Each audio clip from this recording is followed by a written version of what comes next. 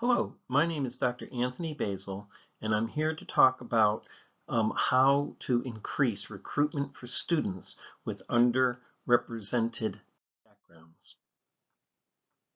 So this presentation is in three sections. First, I would like to talk about increasing the volume of appropriate new student registrations. Next, I'd like to talk about the academic pastoral support for non-traditional students, and then promote a learning culture to improve student retention. Now, to increase appropriate new registrations, I'm suggesting that we take what I call a prevention approach. So, for example, we can refine the prerequisite process, taking a look at whatever assessments the students would do before beginning the program, such as English and maths, and consider doing video recording where we would have an opportunity to hear them and see them present in English to confirm their ability to communicate in English. We want to always make sure we're staying on top of visa regulations and be careful that we don't slip into the issue of more is being better, because I think computing had an experience where we recruited a large number of Indian students in the past that were not necessarily prepared for the program. And take advantage of guest speakers. So, for example, I'm working with Dr. Howarth, who is an ex-BBC producer, to work with the students on being able to prepare better for presentation assessments. Now, increase the volume of appropriate new registrations. There are some other areas that we can look at. Developing our online programs. I've experienced in that when I was working for the Center for Excellence in Teaching and Learning, where I've also, as an external examiner, helped to validate programs and modules for distance students. And I've been involved with training the online tutors, which is also critical. Developing a global alumni network is a scheme that I think that we can explore. When I was associate dean at Ashridge Hult International Business School, we had a scholarship program where we worked with the local council, and one student a year was given a scholarship that was from the local community that otherwise normally would not have been able to do it.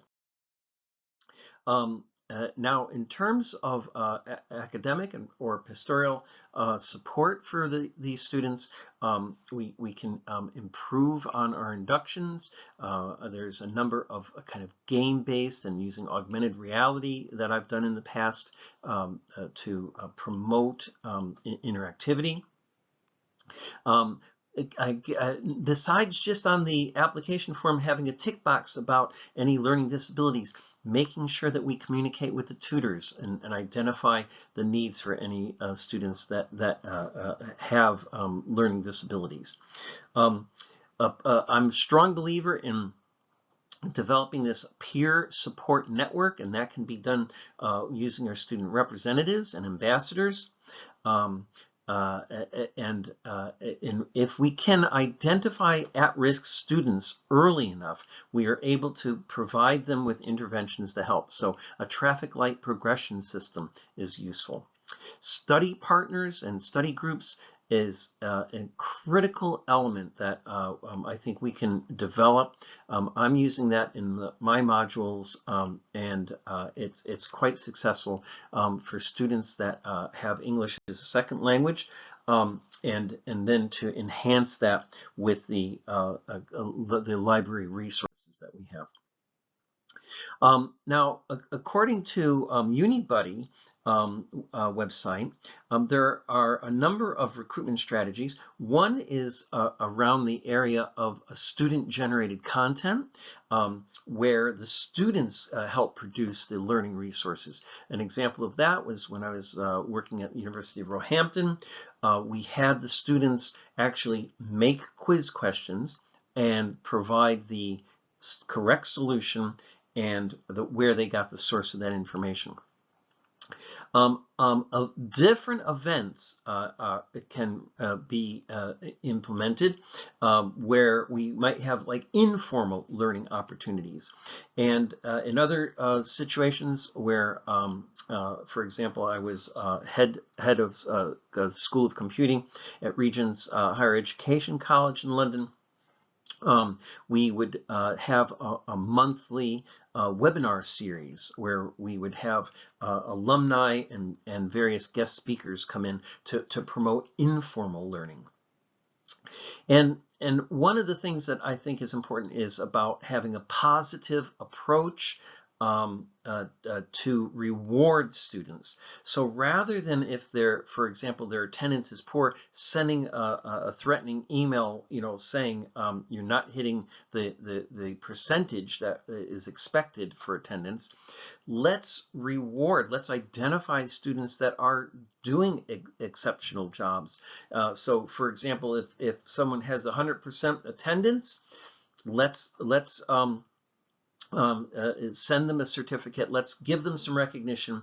One of the techniques that I've seen when I was associate dean at Ashridge Halt Business School was having a dean's list. And that means it's not necessarily the students that have the highest grades, but it can be students that are showing leadership or showing motivation. And they would maybe be invited to join the head of school and the course leader once a month to maybe have a lunchtime chat, where we would be able to get an opportunity to find out any concerns that the students have before it gets to a critical state. So to finish off, what can we do to promote a learning culture and improve student retention? Because we can register the students, but more importantly, we want to keep them once they're with us. So one approach is to break out of these silos that we've got. We don't want to necessarily just have the computing school in isolation. At the moment, a number of my modules we're going to be expanding with, say, the business school, but I'm also using my UX strategies for the master's students as an opportunity to work with the nursing faculty. We've had those students do an assessment on a case study for the online learning simulations that the nurses are doing. And that's turned out to be a very successful project. We want to partner with different schools. So for example, the Media Production School, we're working with Louise, who's one of the lecturers in that faculty. She's also teaching a UX module for us, and she's working with me this semester where she and I are doing like a partner teaching with the master's students. And again, with this master's program, what we've done is that for the presentation assessment that they have, what we've done is we brought in some local industry experts. So we've had a couple people from Bournemouth user experience companies, and they sat on the panel when the students did the presentations, and they asked the difficult questions. So the students had an opportunity to engage with people from industry. And we want to continue with that and develop our UX lab so that we're able to get more use with it and better connections with industry. So in conclusion, my doctorate in learning technology is with design, and I also have an MSc in Interactive Computing Systems. Last year, I successfully completed a Write project where we presented and did a publication at City University Conference. I've had a number of different senior management roles. For example, I was the head of academic operations at Newham University Centre in East London, where I did have an opportunity to work with a wide diversity of student profiles.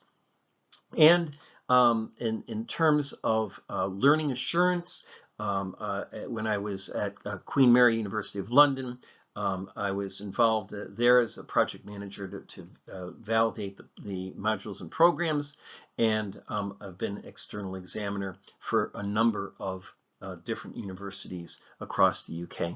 So thank you very much for your time, and I'm happy to take any questions. Bye now.